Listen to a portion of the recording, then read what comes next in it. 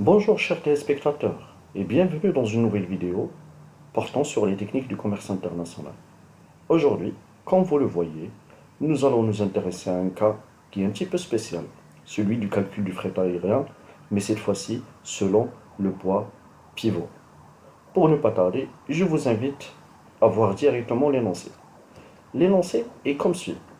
Vous souhaitez expédier à Paris 180 cartons identiques de produits pharmaceutiques de dimension 50 x 40 x 40 et de poids brut de 16 kg.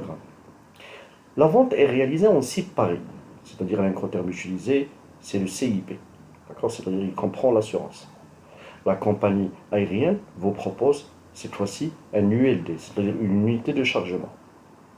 Base de la palette 307 x 234 cm et la hauteur maximale de la palette 241 cm. La masse chargeable est de 5000 kg à ne pas dépasser. Le poids pivot, qu'est-ce que ça veut dire le poids pivot? C'est le poids minimal à partir duquel toute charge subit une taxation au cours d'un transport. Donc c'est le minimum du minimum de cette ULD est de 2200 kg. C'est-à-dire à partir de ce poids-là, tous les poids suivants seront automatiquement taxés. Prix minimum pour Paris, c'est de 6500 euros. Kilogramme au-dessus du pivot. Si on a d'autres kilogrammes qui sont supérieurs au pivot, on paye 2,49 euros le kilo. Maintenant, qu'est-ce qu'on vous demande de faire? On vous demande la chose suivante. Quelle somme payerez-vous pour le fret?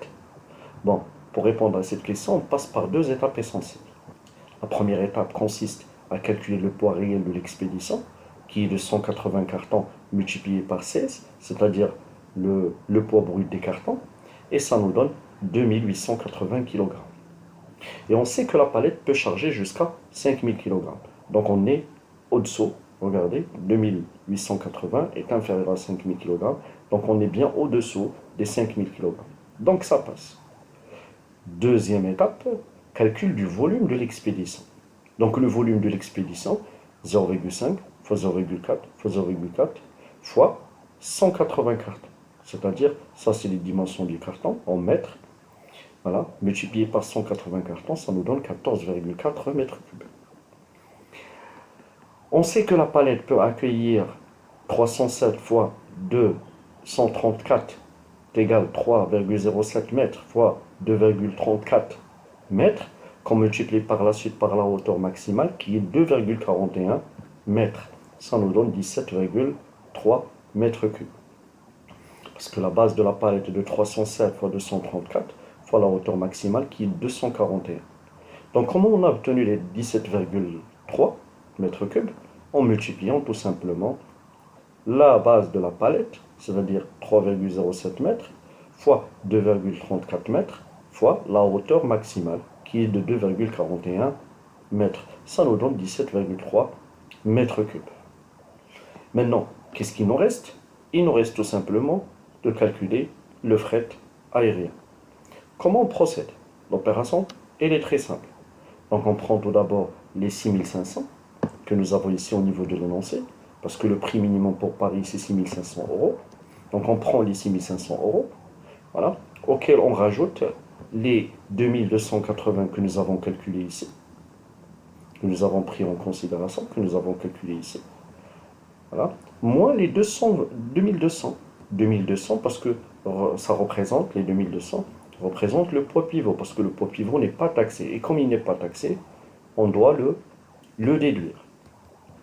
C'est ce que nous avons ici. Et par la suite, le taux, on va multiplier par 2,49 qui représente les kilogrammes au-dessus du pivot. Et comme ça, on obtient 8193,20 euros.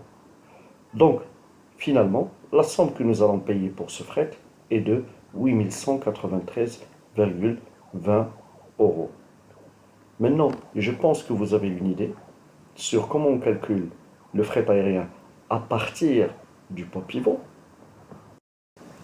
Merci pour votre attention. Si vous avez aimé la vidéo, n'oubliez pas de la liker et de vous abonner sur ma chaîne YouTube. Et je vous dis à très bientôt pour de nouvelles vidéos.